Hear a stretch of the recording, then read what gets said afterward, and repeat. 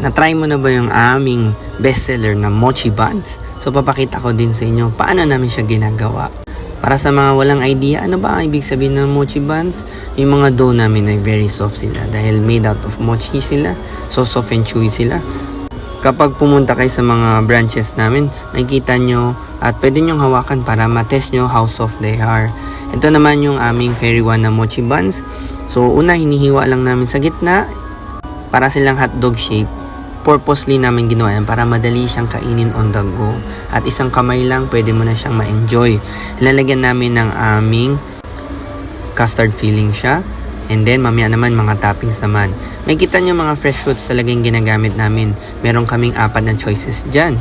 Kagaya ng strawberry, green grapes, mango, at cookies and cream. So, ito, may kita nyo, fresh strawberry sila. Hinihiwa ko lang, pinoportion ko lang sila para ilagay natin isa-isa sa mga